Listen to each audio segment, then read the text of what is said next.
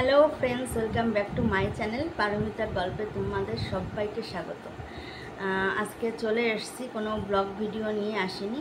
আজকে তোমাদের কিছু প্রশ্নের উত্তর দিতে আমি এসেছি।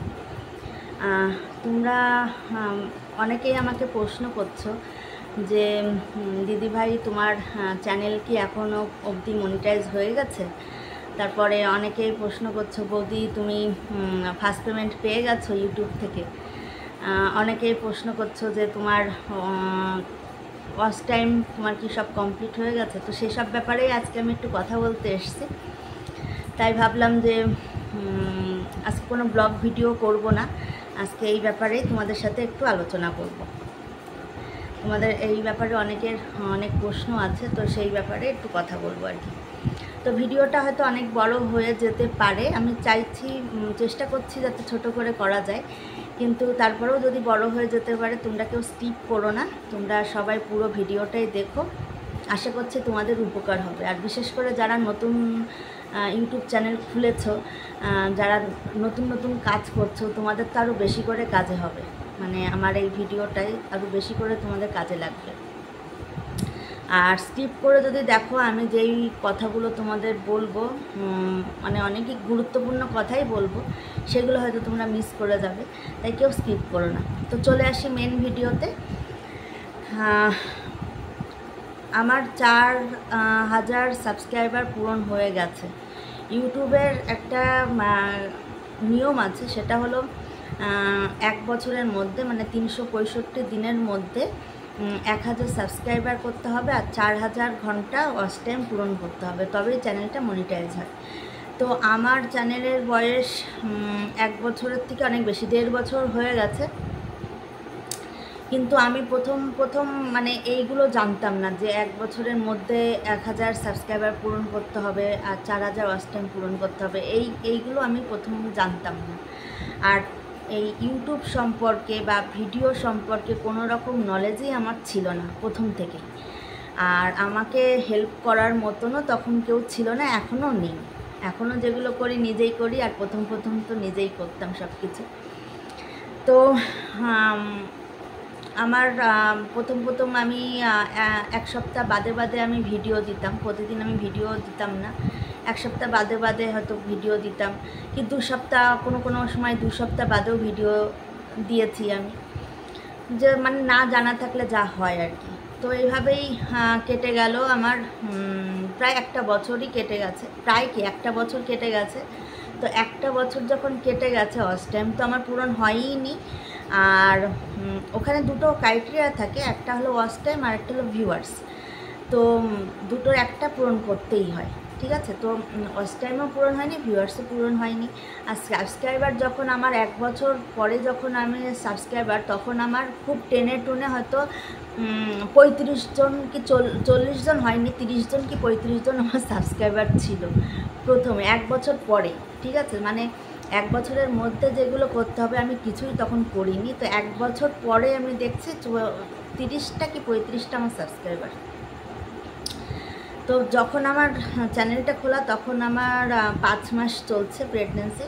তো তারপরে 1 বছর পরে তো ছেলে, মানে আমার ছেলে বেবি, তোমরা সবাই জানো।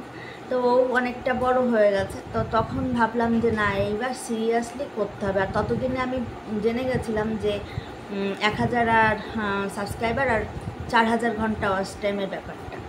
তো তখন আমি মানে সিরিয়াসলি ভিডিও করা শুরু করি।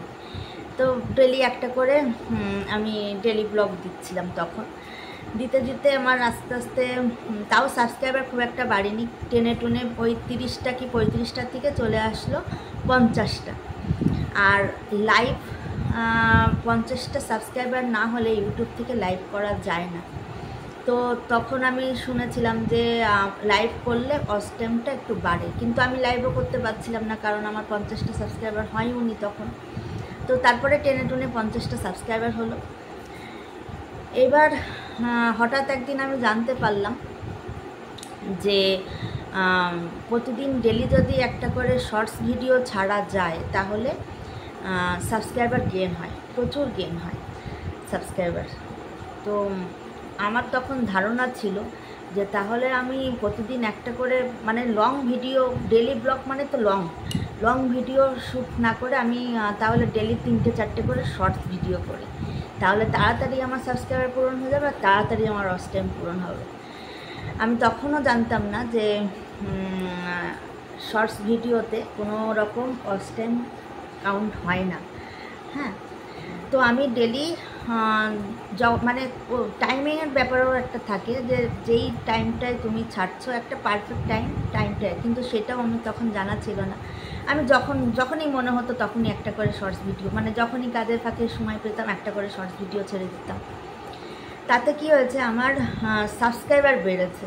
তো মনে মনে খুব আনন্দও হচ্ছিল, এইবার আমার চ্যানেলটা মনিটাইজ হয়ে যাবে, এবার আমি মানে পেমেন্ট পেয়ে যাব ইউটিউব থেকে।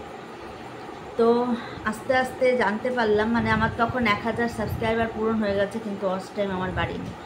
তো তখন আমি আবার ইউটিউব সার্চ করলাম যে কেন আমার এখনও হচ্ছে না। তো তখন জানতে পারলাম যে শুধু সাবস্ক্রাইবারে হয় না, ওয়াচ টাইমটাও বাড়াতে হবে। তো তখন আমি কি করব, আমি অনেক রকম ভিডিও দেখা শুরু করলাম ইউটিউবে যে কিভাবে আমি আমার ওয়াচ টাইম বাড়াতে পারি। তো তখন আমি জানতে পারলাম যে লাইভ করলে ওয়াচ টাইম গেন হয়, আর ডেলি একটা করে আমাকে লং ভিডিও ছাড়তেই হবে, তাহলে ওয়াচ টাইম গেন হবে। শুধুমাত্র শর্টস ভিডিও ছাড়লে হবে না। শর্টস ভিডিওতে কি হয়, ওয়াচ টাইম গেন মানে সাবস্ক্রাইবার বাড়ে, কিন্তু ওয়াচ টাইম হয় না শর্টস ভিডিওতে। তো তারপরে আমি শুরু করলাম যে তাহলে এবার থেকে আমি ডেলি একটা করে লাইভ করব, অন্তত 1 ঘন্টা, মানে সারা দিনে আমি 1 ঘন্টা সময় বের করে আমি লাইভ করব, ডেলি একটা করে লং ভিডিও দেব, আর যদি সময় পাই তাহলে আমি শর্টস ভিডিও দেব। এবার আমি ডেলি একটা করে, মানে সারা দিন কি করছি না করছি, আমি অন্তত কমপক্ষে 20 মিনিটের একটা লং ভিডিও বানানো শুরু করলাম। আর সঙ্গে সঙ্গে তো আমি শর্টসও ছাড়তাম, মানে তখন একটা টাইম আমি ঠিক করে নিলাম যে এই টাইমটাই আমি একটা করে লং ভিডিও ছাড়বো। টাইমটা আমার বেলা 12টা, সেটা এখনও আমি করছি, কারণ ওই টাইমটায় আমি ইউটিউব স্টুডিওতে আমি যেয়ে দেখি যে ওই টাইমটায় আমার ভিউয়ার্সটা বেশি আমার ভিডিওটা ওয়াচ করছে। তো ওই টাইমটায় আমি দেখি, মানে আমি ছাড়ি আর কি লং ভিডিও, যে বেলা 12টার সময় আমি একটা করে লং ভিডিও ছাড়ি, আর সন্ধ্যা 6টা, তারপর বিকাল 4টা এরকম সময় আমি শর্টস ভিডিও ছাড়ি। এতে আর রাত্রে 8টা থেকে 9টার মধ্যে আমি চেষ্টা করি লাইভে আসার। তো এই হচ্ছিল। তারপরে আমি দেখলাম যে আমার যেই ব্লগ যে ভিডিওগুলো, সেইগুলোতে মানে কেউ মানে 3টে 4টে 5টা এরকম করে হলো দেখছে আর কি, এরকম করে মানুষ 3জন 4জন 5জন এরকম করে আমার আসছে। তখন মানে পুরো ভিডিওটা আবার কেউ স্কিপ করে করে দেখছে। তো সেই মুহূর্তে আমি আবার ইউটিউব সার্চ করলাম যে কেন এরকম হচ্ছে, আমার মানে কোথায় অসুবিধা হচ্ছে, আমি কোথায় ভুল করছি, সেগুলো আমি আবার দেখা শুরু করলাম। তাতে দেখলাম যে ইউটিউবে শুধু ভিডিও ছাড়লে হয় না, ওটাই টাইটেল থাম্বনেল এগুলোটা প্রফেশন দিতে হয়। প্রফেশনাল যদি টাইটেল হয়, প্রফেশনাল যদি থাম্বনেল হয়, তাহলে মানুষ অবশ্যই দেখে। তো আমি তো প্রথম এডিট করা কি সেটাই বুঝতাম না, যেরকম পারতাম সেরকমভাবেই দিতাম আর কি।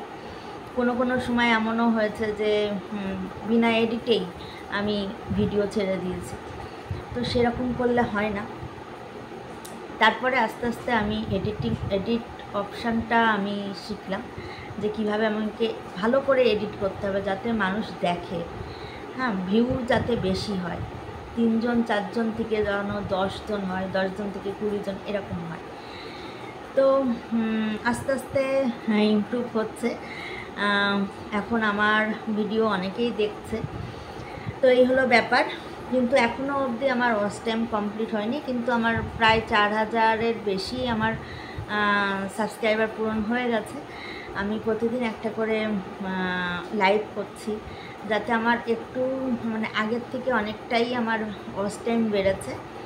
আর ব্লগ ভিডিও আমি প্রতিদিন একটা করে ছাড়ছি। এবার আসি আমি যে একই চ্যানেলে লং ভিডিও আর শর্টস ভিডিও ছাড়া যায় কি না। দেখো, আমার কাছে যদি বলো তাহলে আমি বলবো যে একই চ্যানেলে যে লং ভিডিও শর্টস ভিডিও অবশ্যই ছাড়া যায়, কোনো অসুবিধা হয় না লং ভিডিও আর শর্টস ভিডিও। কিন্তু সেটা টাইমটা ঠিক করে নিতে হবে, তোমাকে ফলো করতে হবে তোমাদেরকে, যে তোমাদের ভিউয়ার্সরা কোন টাইমটায় তোমাদের ভিডিওটা দেখছে, কোন টাইমটা তারা তোমাদের ভিডিওটা পছন্দ করছে, সেটা তোমাদেরকে ফলো করতে হবে। টাইম অনুযায়ী ছাড়লে তাহলে তোমাদের লং টাইম যে ভিডিওগুলো ছাড়ছো বা যে শর্টস ভিডিওগুলো ছাড়ছো সবগুলোতেই তোমাদের ভিউ হবে। এবার কিন্তু হ্যাঁ, আমার মতন ভুল তোমরা কেউ করো না। আমি শুধুমাত্র মানে সাবস্ক্রাইবারের জন্য, সাবস্ক্রাইবারের পিছনে ছুটতে আমি ওয়াচ টাইমের কথাটা প্রথমত জানতাম না, আর দ্বিতীয়ত আমি ভুলেই গেছিলাম যে আমাকে ওয়াচ টাইমও বাড়াতে হবে, তবেই আমার চ্যানেলটা মনিটাইজ হবে।